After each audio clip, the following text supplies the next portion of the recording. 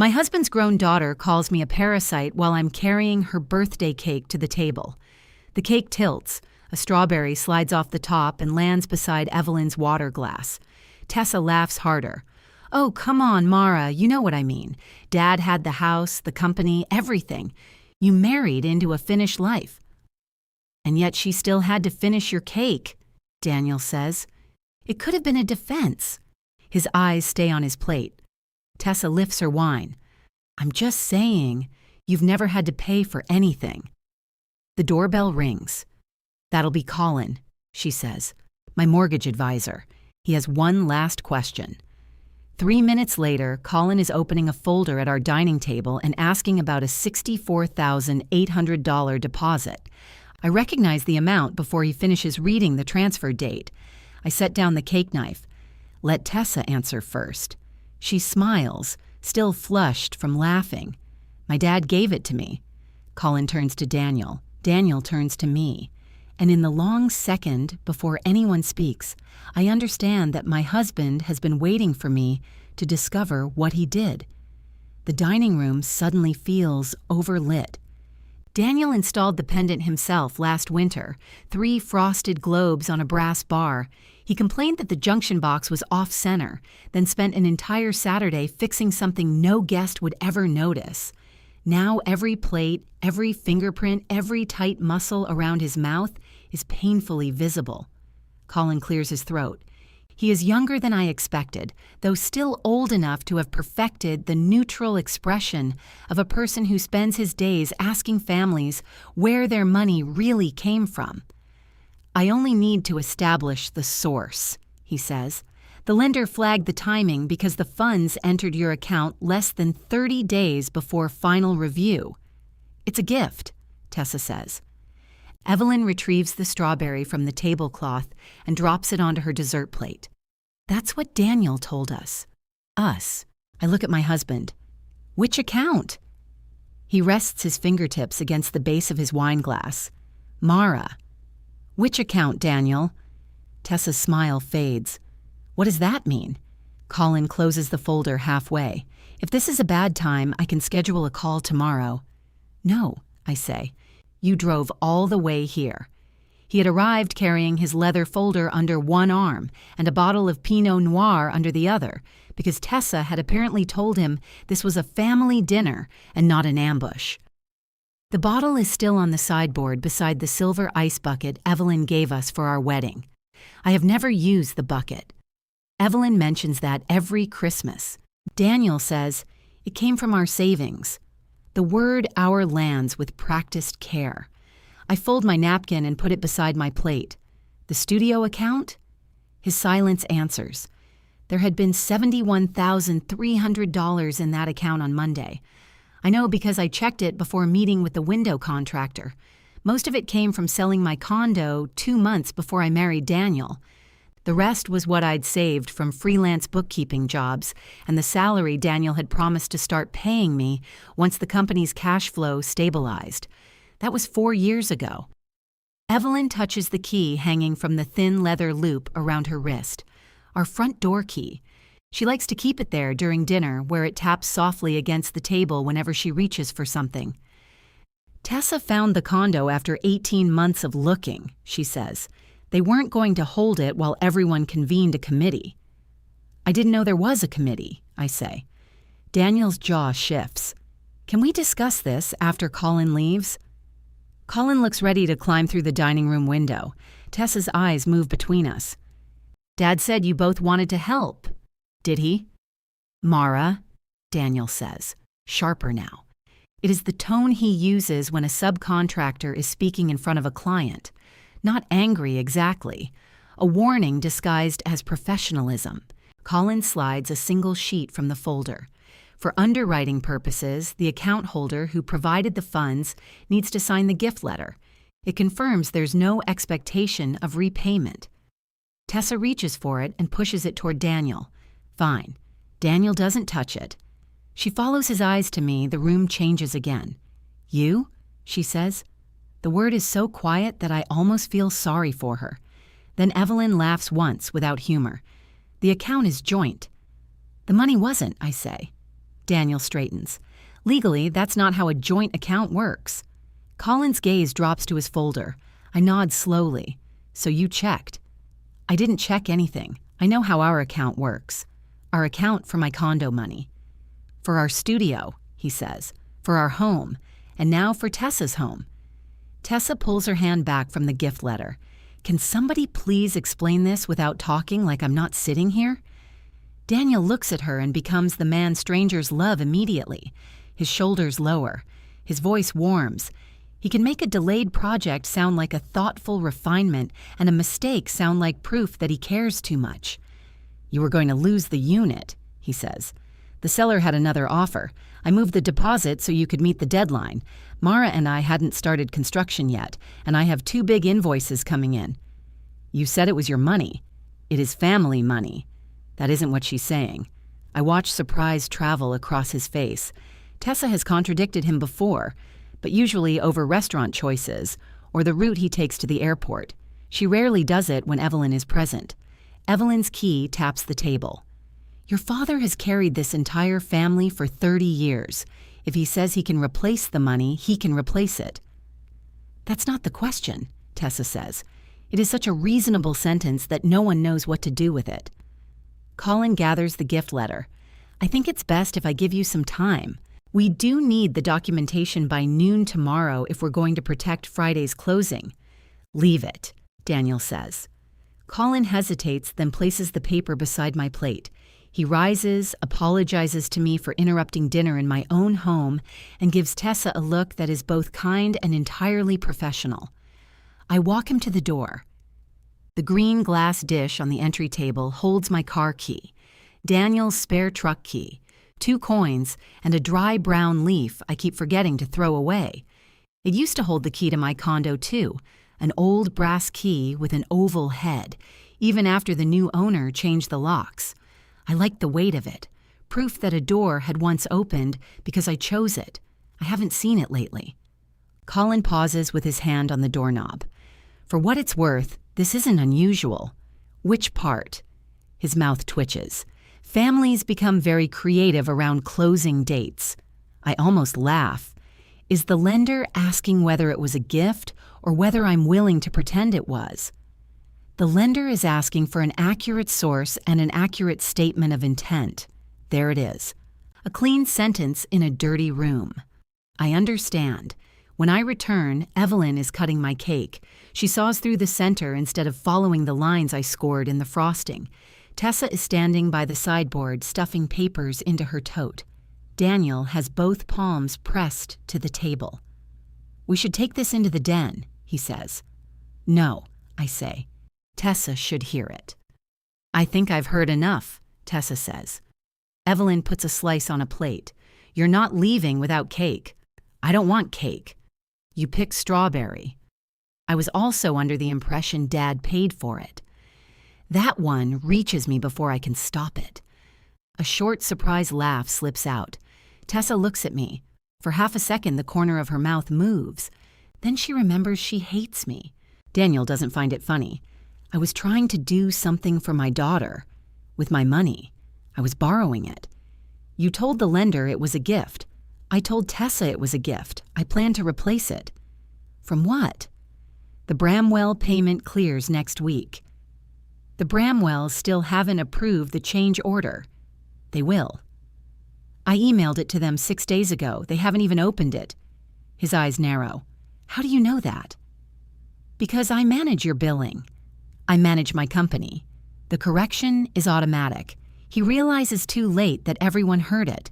For the past 3 years, I have answered client calls during dinner, corrected invoices at midnight, found missing receipts in Daniel's truck, and learned which supplier will wait until Friday if you call before 10 on Wednesday.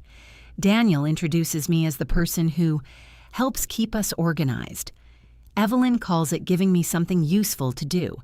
Tessa slings the tote over her shoulder. If the money isn't yours, I don't want it. It is mine, Daniel says. It came from her condo, which she sold because she moved into my house. The words stay in the air. My husband closes his eyes. He knows immediately. That is almost worse. If he had shouted, if I had dragged the truth out of him, I could pretend it was new. But the regret on his face means the sentence has been living in him for a while, furnished and comfortable. Evelyn sets the cake server down. Daniel bought this house 12 years before he met you. That is simply a fact. So was my condo. And selling it was your decision. Yes. To build a life with my son. Yes. She spreads her hands as though I have completed her argument for her. Tessa looks from Evelyn to me. I'm going home. Tess, Daniel says. She opens the front door, then turns. Colin needs an answer by noon. I'm not asking you to sign anything, Mara. I just need to know what I'm telling him. It is not an apology. She still called me a parasite over a cake I paid for, at a dinner I cooked, while carrying a mortgage deposit taken from me. But beneath her anger is fear. She has already scheduled movers, ordered a couch, paid for an inspection. Her future has an address, and I can hear how badly she wants to keep it. I'll give you an answer in the morning, I say. Daniel steps forward. We can answer now. No, we can't. Tessa leaves. A few seconds later, her car starts in the driveway. Evelyn wraps 2 slices of cake in waxed paper. You don't need to take those, I say. I always take Daniel a piece for tomorrow. He lives here. She meets my eyes. That was my point. Daniel tells her to go home. It takes him saying it twice. She collects her handbag from the chair and slides the leather loop from her wrist. For one hopeful second, I think she is going to put our key on the table. Instead, she tightens the loop around the handle of her bag. At the front door, she kisses Daniel's cheek. You did a generous thing, she whispers loudly enough for me to hear. Don't let anyone make it ugly. When the door closes, Daniel turns the deadbolt. I look at the key in his hand. Why does she still have one? He exhales. Not this, too. I asked you to get it back after she came in while I was showering. She brought groceries. She opened the bathroom door. She thought the room was empty. I screamed, and she apologized. She said I was dramatic. She's 76, Mara. She's not casing the place. This isn't about burglary. I know it's about a key. It's about the account. It's about a joke Tessa made after 2 glasses of wine. Everything tonight is apparently evidence of a conspiracy. I stare at him. Did your mother tell you to take the money? He looks away first. That hurts more than the transfer. It was my decision, he says. That wasn't my question. She knew Tessa needed help. How? She and Tessa talk. How did she know what was in the studio account? Daniel walks past me into the dining room and starts stacking plates. He leaves frosting on the bottom of one and places it on top of another, a small mess he would notice if he weren't concentrating on appearing calm. We discuss finances sometimes. Our finances? She was trying to help me think it through, but not me. You would have said no. He says it simply. I lean against the door frame. Somewhere in the kitchen, the refrigerator motor clicks off, and the house becomes so quiet I can hear the brass globes above the table hum. You didn't forget to ask me, I say. You decided my answer didn't matter.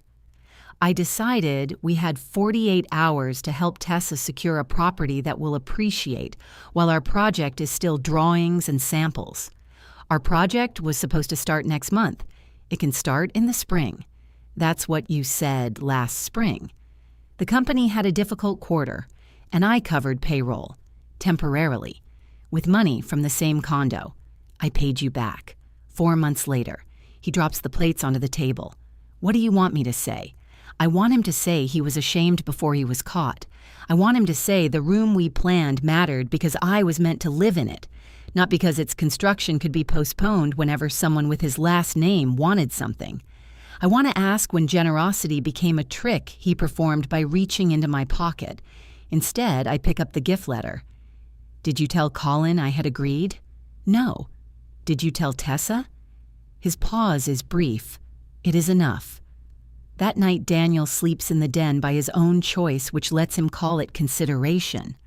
I lie awake above him, listening to the old house settle. At 2:17, a pipe knocks behind the wall. At 3, headlights sweep across the ceiling and vanish. At 5:40, Daniel's shower comes on in the guest bathroom. I wait until he leaves for the job site before I go downstairs. The green dish is cold beneath my fingers. My car key is there. The truck key, the coins, the dead leaf. I search the drawer underneath for the old condo key and find takeout menus, spare batteries, a tape measure, and 3 birthday candles. At 7:12, the front lock turns. Evelyn lets herself in carrying a white bakery bag. She looks almost pleased to see me standing in the hallway. "You're up," she says. "Good. We need to find your bank statements. You need to leave." Evelyn closes the door behind her with her heel. The bakery bag crackles against her coat. "I brought croissants." "You let yourself into my house before 7:30 to search for my bank statements. Our house, when Daniel is speaking. Your house, when I have a key." She puts the bag on the entry table, nudging the green dish sideways. One of the coins jumps onto the floor and spins beneath the radiator. "I didn't come to argue," she says. "The lender needs proof of the deposit source. If we send the statement with the gift letter, Tessa can close." "There is no gift letter. You haven't had coffee, and you haven't left." She studies me. Evelyn's face is lovely in a way that has sharpened with age. High cheekbones, gray hair cut bluntly at her jaw, lipstick applied before sunrise. She believes being prepared is a form of morality. "I know you're hurt," she says. "You know I'm hurt because you helped hurt me." "I told Daniel to ask you." That surprises me enough that she notices. "I did," she says. "I said you might enjoy being included. Enjoy." "He said there wasn't time for one of your long financial conferences." I picture Daniel in the den, explaining me as a delay to be managed. Evelyn accepting that explanation while pretending she had argued for my inclusion. "How much did he tell you?" "He told me the studio wasn't starting until spring. He told me the money would be replaced when the Bramwells paid. He told me you both wanted Tessa in something stable instead of throwing rent away. And you believed all of that." "I believed my son understood his own marriage." She says it gently, almost regretfully. Then she walks toward my office. I step in front of her. "No, I'm trying to solve a practical problem. You are the practical problem." Her mouth tightens. "Tessa stands to lose thousands of dollars because you want to punish Daniel. Tessa accepted $64,800 without asking where it came from. Why would she interrogate her father? Because apparently she thinks he pays for everything." Evelyn's eyes flick toward the dining room, where half the cake is still sitting under its glass cover. "She was embarrassed last night." She should be. She made a rude joke. She repeated what this family says about me when I'm not there. That's dramatic. Is it inaccurate? Evelyn takes a breath through her nose. "You have benefited from Daniel's success. So have you. I'm his mother. And that makes the invoices pay themselves? You married a man with a home and a thriving company. The company missed payroll in March." She blinks. It is the first time I have ever seen Evelyn receive a fact before choosing how it should make her feel. "Daniel handled it," she says. "I handled it." "He repaid you." 4 months later. "He told me March was delayed receivables." That's a nice phrase for not having enough money. The bakery bag settles with a soft sigh as warm air escapes it. Evelyn looks toward the stairs, then back at me. "You shouldn't discuss his business with me. You came here for my bank statements. That concerns Tessa. It concerns your son's business, too. The Bramwell payment he plans to use doesn't exist yet." "They'll pay." "They haven't approved the work." "You always assume the worst." "No, I read the email. That lands harder than I intend. Evelyn believes paperwork is beneath instinct. Daniel has always rewarded that belief by turning the things I know into the things he meant to handle." She moves past me suddenly. I catch her arm before she reaches the office door. We both freeze. I have never touched Evelyn in anger. I am not sure I have touched her at all, except during greetings and posed photographs. "Take your hand off me," she says. "Give me the key." Her eyes are inches from mine. "Daniel gave it to me." Daniel lives here. He doesn't own my consent. She pulls free. Consent. Good Lord, Mara, it's a front door. And behind it are my bedroom, my bathroom, my desk, and the bank statements you came to take. I was not going to take anything. What were you going to do? Make a copy. I hold out my hand. She looks at it, then reaches into her bag. The leather loop emerges first. She unthreads the key slowly, making the surrender feel ceremonial. When she drops it into my palm, she says, "He'll give it back. Then I'll know who chose it." Her face changes. Not much. A slight softening around the mouth, as if I have said something she recognizes and wishes she didn't. She picks up the bakery bag and leaves. I lock the door. The first thing I do is move the remaining $6,500 from the studio account into an account in my name. I leave the account itself open because closing it would create a new argument with the bank before I understand the old one. The second thing I do is call the window contractor. "Please tell me you're not changing the dimensions again," Luis says when he answers. "Your husband has made me redraw that west wall so many times I'm starting to dream about it." "I'm canceling the project." Silence. "I'm sorry," he says, and now his voice is different. "Can you send me the final invoice for the drawings and site measurements? Mara, we can hold the pricing until spring." There won't be a spring. I'm not sure whether I mean the studio or the marriage. Luis doesn't ask. He says he'll send everything by the end of the day. The third thing I do is open Daniel's company calendar and remove my personal phone number from the after-hours contact field. I don't cancel appointments. I don't delete files.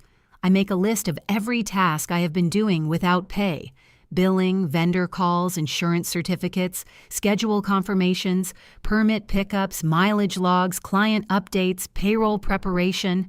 The list fills 2 pages. At 9:11, Daniel calls. My mother is crying. She didn't cry here. What happened? She came looking for my bank statements. I took back her key. You grabbed her. I stopped her from walking into my office. She said you twisted her arm, and I held it. Do you hear yourself? Do you hear her? He lowers his voice. Wind buffets his phone, and someone in the background calls for a level. We are in the middle of the Halpern install, he says. I cannot referee this right now. Then don't. Give me 1 hour. Don't call the bank, don't call Tessa, and don't do anything else until I get home. I already moved the rest of my money. What? And I canceled the studio. You did what? You said it belongs to our home. I no longer want to put it into your home. He says my name very quietly. That quiet used to work on me. It made me feel as if we were the only 2 sensible people in a noisy room. The Bramwell money will replace every cent, he says. Then you can build the studio with it. You're blowing up 5 years of planning over one decision. You made the one decision. He hangs up. At 10, Tessa sends me a text. Colin says he needs to know if the money is a gift. I told him I don't know. I read it twice before replying. It wasn't given with my knowledge or permission. I won't sign a statement saying otherwise. The typing bubbles appear, disappear, and return. Did Dad steal it? The word makes me recoil, even though it came from her. He had authority to move money from the joint account. He did not have my agreement. That sounds like something Colin wrote. It sounds like the truth. This time the bubbles vanish and stay gone. At 10:30, a supplier calls to ask whether Daniel wants cedar or primed pine for a mudroom bench. You'll need to ask Daniel. He told me to ask you. I'm no longer managing his orders. The supplier laughs. Since when? Since today. He stops laughing. Right. Okay. At 11, the Halperns call about a delivery window. At 11:20, Daniel's electrician texts me a photo of a wall cavity with a question mark. At 11:40, the Bramwells email asking why their revised change order includes tile they rejected. Each time, I forward the message to Daniel. At 11:52, he locks me out of the company software. My screen refreshes in the middle of an invoice. A red bar appears across the top. Your session has expired. When I try my password again, it fails. Daniel calls at 11:54. If you're resigning, you don't need access. I didn't resign. You have never employed me. Exactly. So stop presenting yourself as part of the company. The cruelty is cleaner now that he has found a business reason for it. All right, I say. You'll need to send me the current vendor passwords. They're in the password manager. I changed that password. Then I can't help you. Mara, you locked the filing cabinet and asked why I'm not handing you the folders. I'm protecting client information. From your wife. From someone making emotional decisions. The doorbell rings while he is speaking. Tessa stands on the porch with the gift letter in one hand and a paper cup carrier in the other. She has taken off work clothes and put on black leggings and Daniel's old college sweatshirt, the one she stole from his closet during our first Christmas together. I have to go, I tell him. Who is it? Someone making an emotional decision. I hang up. Tessa holds out one of the coffees. Peace offering. I thought that was cake. I didn't take any.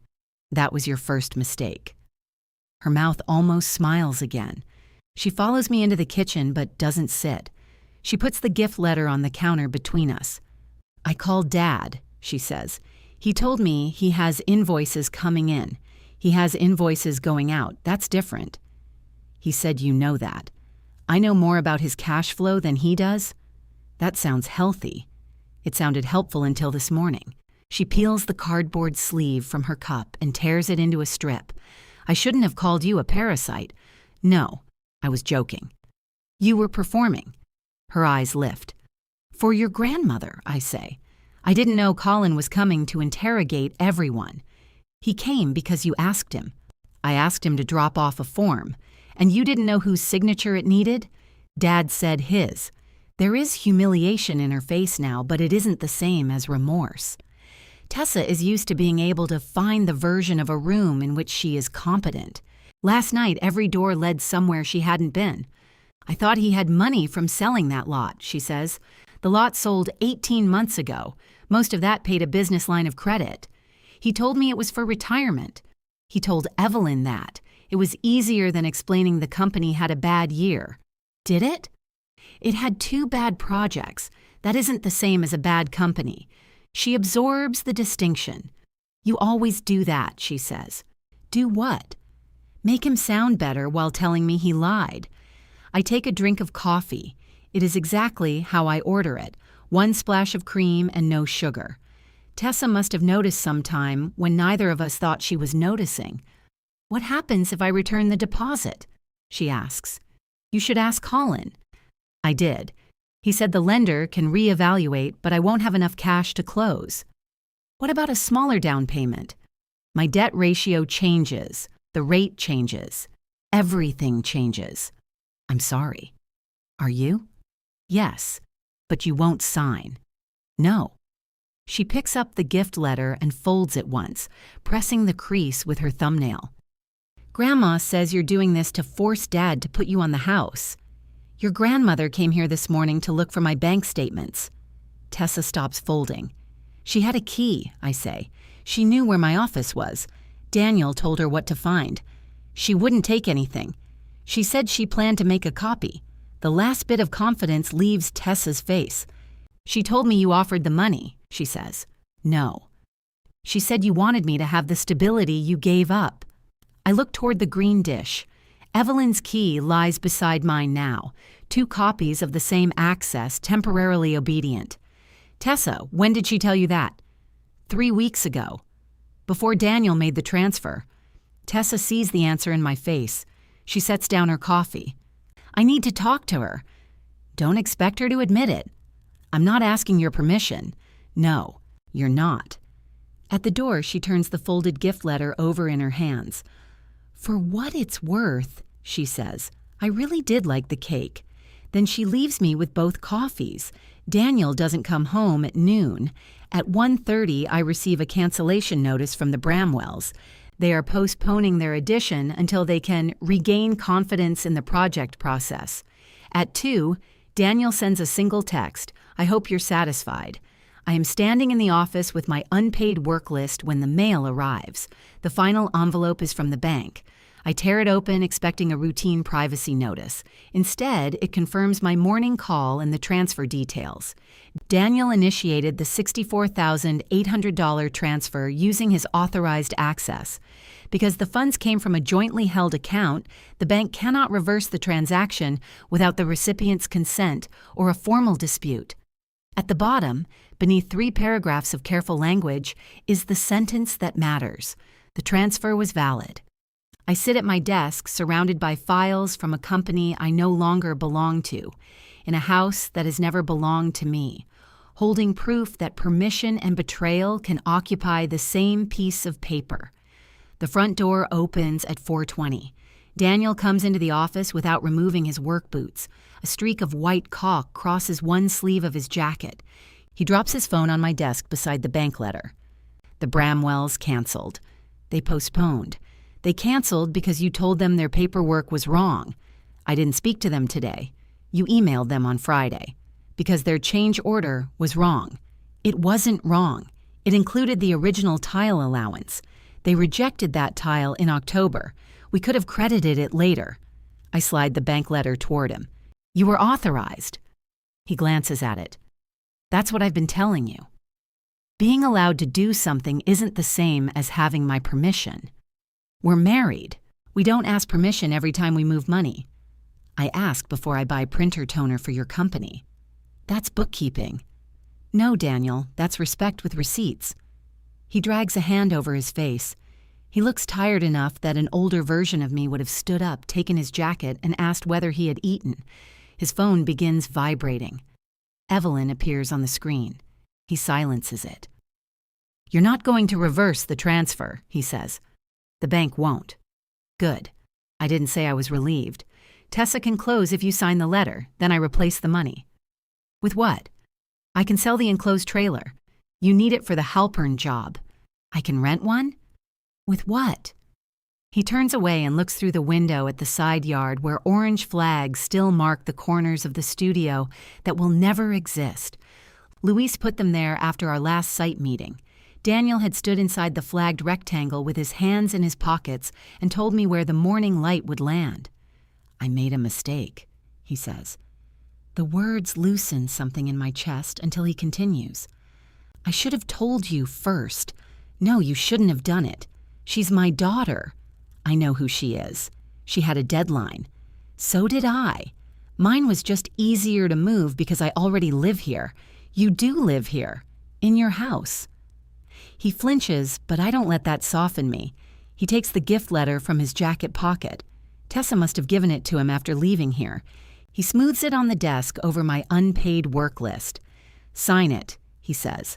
I will have an attorney add you to the deed after the first of the year.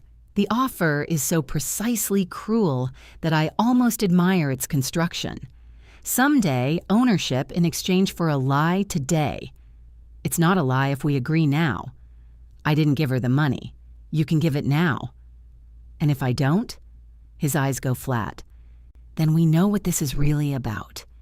We do. The phone vibrates again. This time he answers. Mom, I'm with Mara. Evelyn's voice is audible from across the desk, fast and trembling. Daniel steps into the hall. I can only catch pieces. No, stay there. Did you call anyone? Lock the back door. I stand. What happened? He holds up one finger while Evelyn speaks. Then he says, I'm coming. He ends the call and grabs his phone. She heard someone at her side gate. Who? She doesn't know. Did she look? She's scared. Did she call the police? She doesn't want to make a fuss.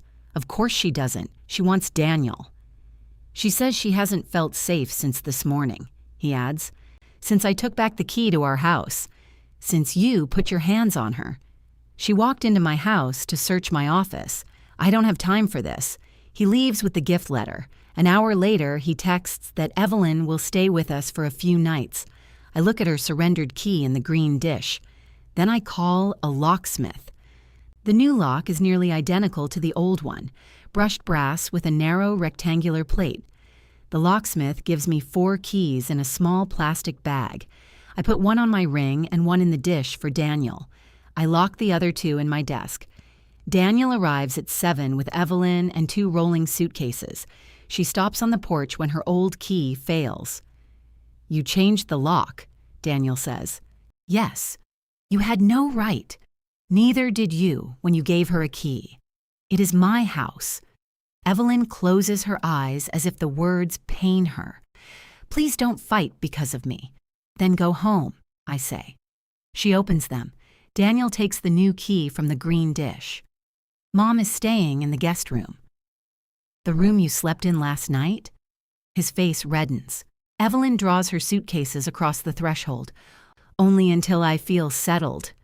I step aside, not because I agree, but because making Daniel choose in the doorway will let him pretend the choice is mine. Over the next 2 days, Evelyn settles everywhere. Her moisturizer appears beside my kitchen sink. Her cardigan occupies the back of Daniel's favorite chair. She brings in a ceramic rooster that normally sits on her breakfast table and places it above our refrigerator, where it watches me with one painted eye. She also takes over the company telephone. Daniel forwards the office line to her cell because, as he tells me over coffee, someone has to answer it. Someone was answering it. Someone quit. Someone was never hired. Evelyn hears from the dining room. "I don't mind helping my son," she says. "I know." She mistakes that for agreement. By the end of her first morning, she has promised the Halperns that Daniel can replace a damaged cabinet door at no charge, told a supplier to deliver cedar instead of primed pine because real wood is always nicer, and scheduled a roof inspection for the same hour as a kitchen consultation across town. Daniel comes home furious. "Why didn't you tell Mom the Halperns chose painted cabinetry?" "I'm locked out of the software." "You knew from before." "Then why have software?" Evelyn stands at the counter chopping celery with sharp, punishing strokes. "The supplier can exchange it." "There's a restocking fee," Daniel says. "How much?" He doesn't answer. She looks at me. "Do you know?" "Yes." "How much?" "I'm not part of the company." Daniel slams his palm on the counter. The knife stops. "This is exactly what you wanted," he says. I look at the celery scattered across the cutting board. "No, I wanted to be asked." Tessa's closing deadline passes at noon the next day. She calls Daniel, not me. I hear his side from the den. "We can still fix it." "Tell Colin the funds are seasoned now." "What do you mean that isn't how it works?" "No, don't withdraw. Tess, listen to me." The call ends with a crash. When I walk past the den, his phone is on the rug and a framed photograph of Tessa is face down on the side table. "She's returning the money," he says. "Can she?" If you sign a statement saying the transfer was an error, Colin thinks the lender might let them reevaluate. Will they? Not for Friday. The seller may extend. What does Tessa want? She wants her father not to make her beg his wife. The sentence finds its mark. I grip the door frame. Did she say that? His anger wavers. "No. Your mother?" He bends to retrieve his phone. "The seller will give her until Monday," he says. "After that, she loses part of the earnest money and the unit goes back on the market." "What do you need from me?" His head lifts. It is the first time he has looked hopeful since dinner. "The gift letter." "No. What truthful document do you need from me?" Hope closes. "A statement that you didn't authorize it, that I can provide, and destroy her application. I didn't create the problem in her application. You can save it." At the end of the hall, a floorboard creaks. Evelyn is listening. "I won't certify your lie," I say. Daniel walks out, brushing past his mother without acknowledging her. She waits until the front door closes. "You've won," she says. I almost ask what she thinks I won, but I'm tired of giving her questions she can reshape. Daniel is humiliated. Tessa is losing her home. I'm sleeping in a strange room because you made me feel unsafe in my own family. You are sleeping in my guest room because you rattled your side gate. It was open. It sticks unless you lift it. Her face stills. I know this because I have carried groceries through that gate for Sunday dinners. Evelyn knows I know. You've been waiting for a reason to separate him from us, she says. I arranged your cardiology appointments for 3 years. That's administration, Mara. It isn't love. I let out a breath that becomes a laugh. What's funny? You really believe work doesn't count when I do it. She wipes imaginary crumbs from the counter. Love isn't an invoice. No, invoices get acknowledged. For the first time, she has nothing ready.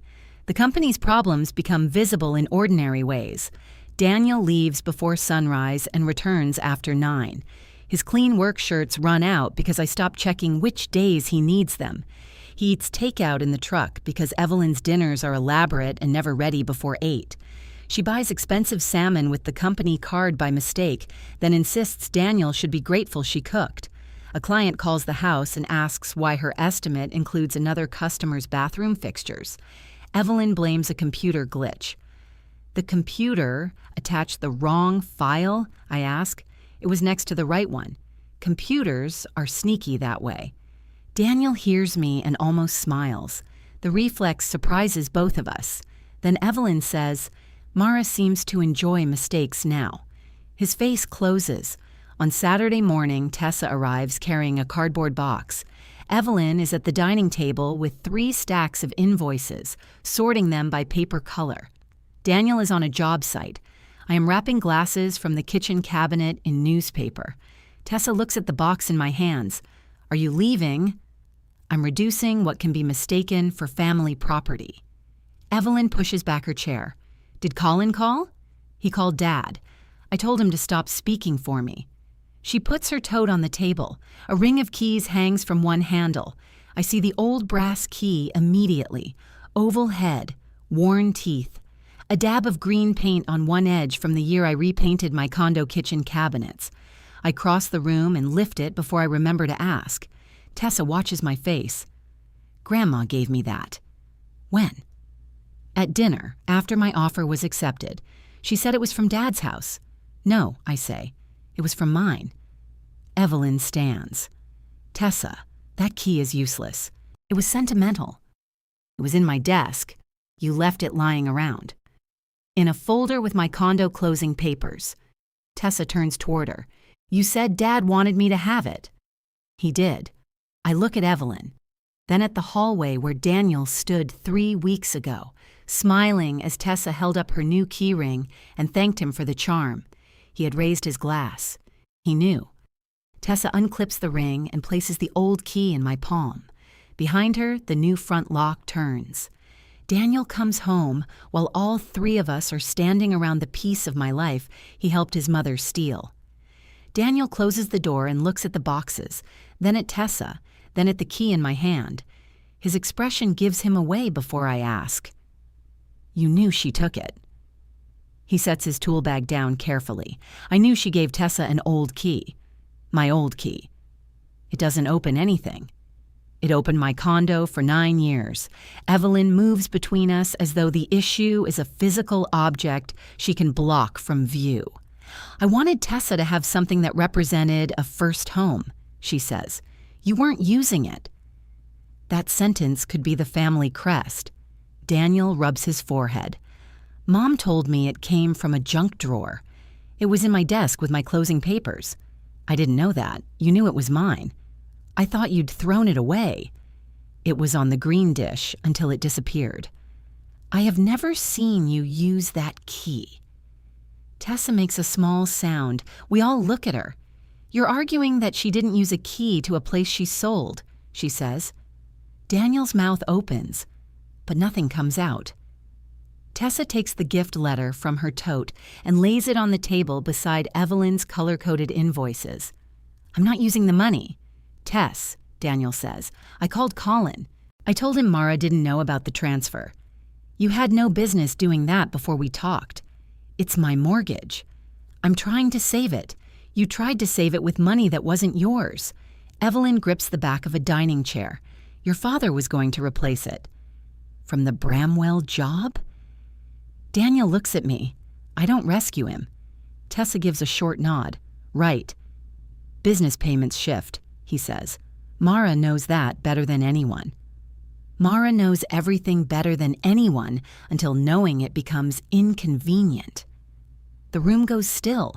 Tessa's eyes shine, and her face hardens in response. She hates crying in front of Daniel.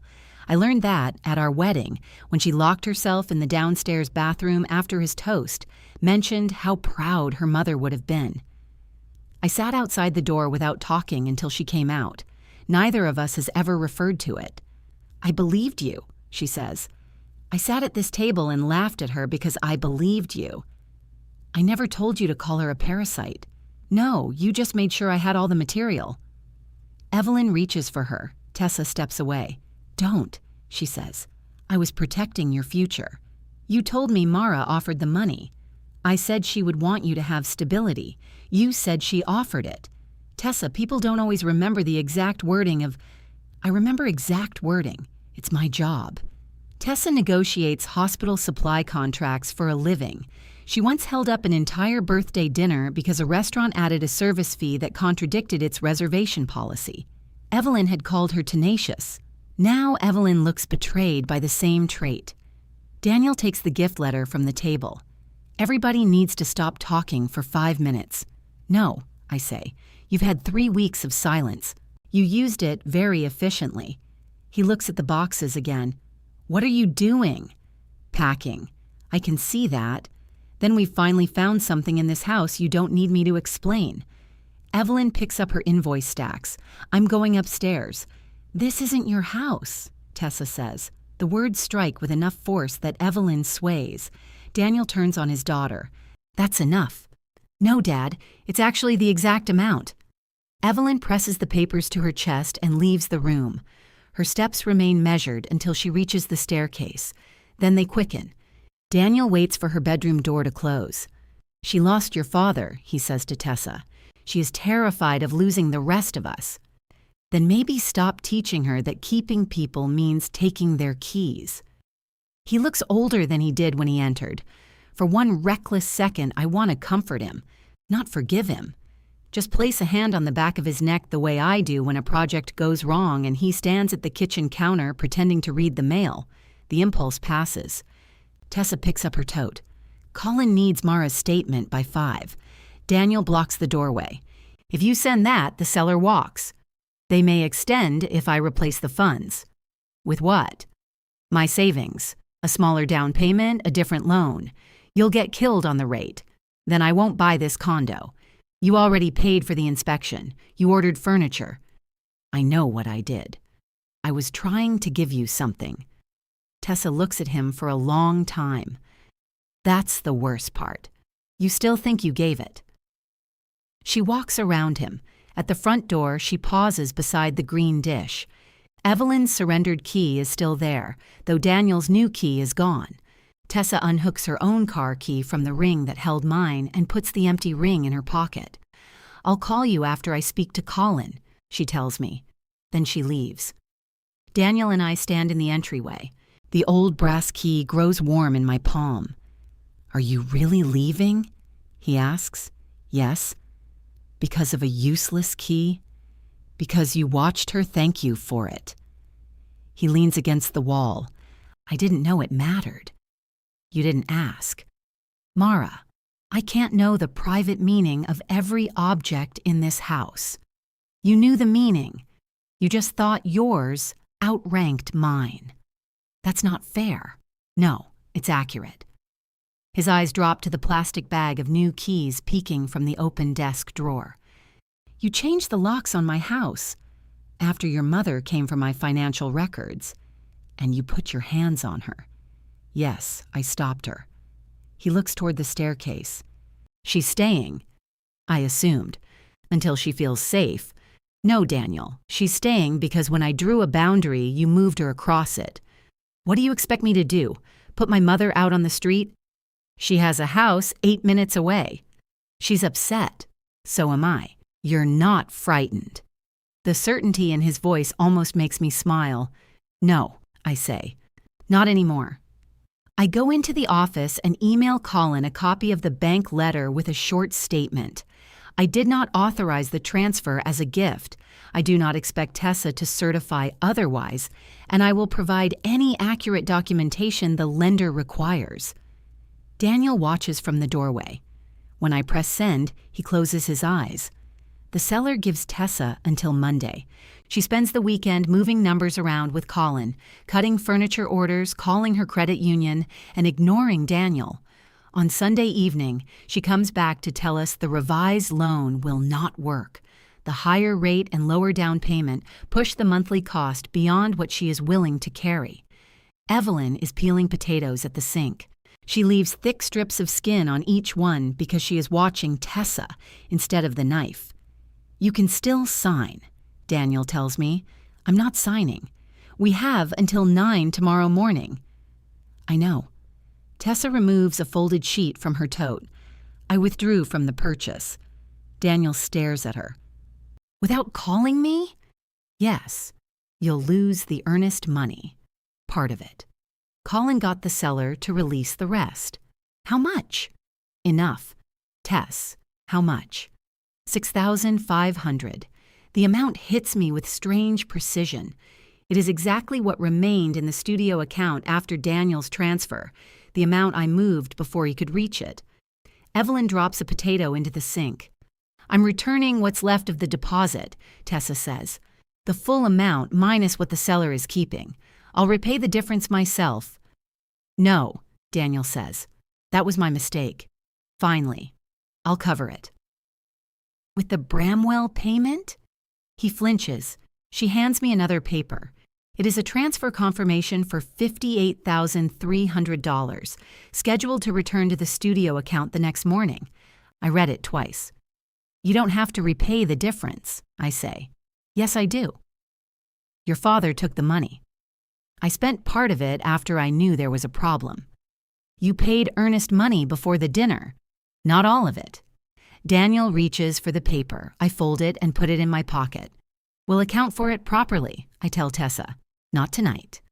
Evelyn turns back to the potatoes. So everyone gets what they want except you.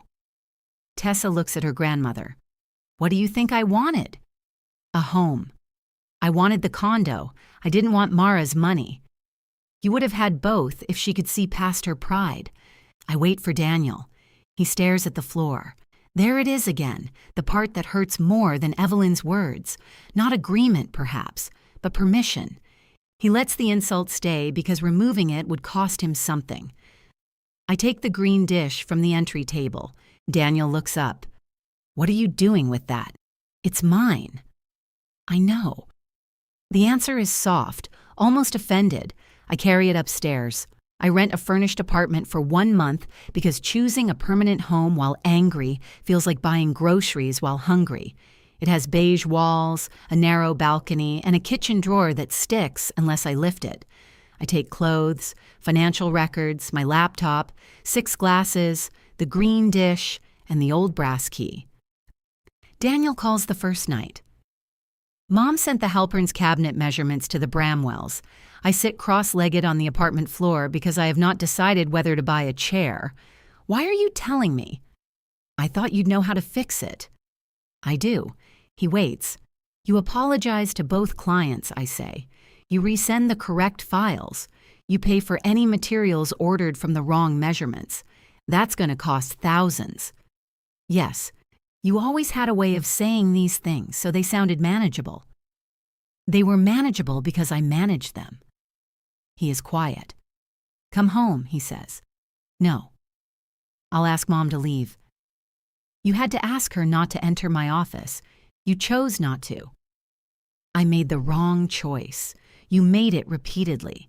That's a system, Daniel. The next call comes from Evelyn. I never meant to drive you out, she says. She sounds smaller without a room to control.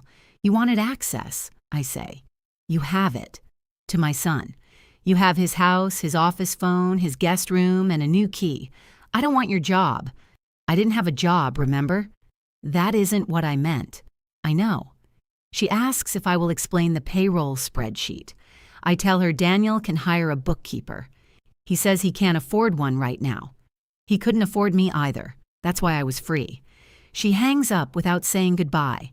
Daniel's attorney sends my attorney a proposal offering to put my name on the house if I return and waive any claim related to the transfer. I read it in my attorney's small office while rain ticks against a window air conditioner. "Do you want the house?" she asks.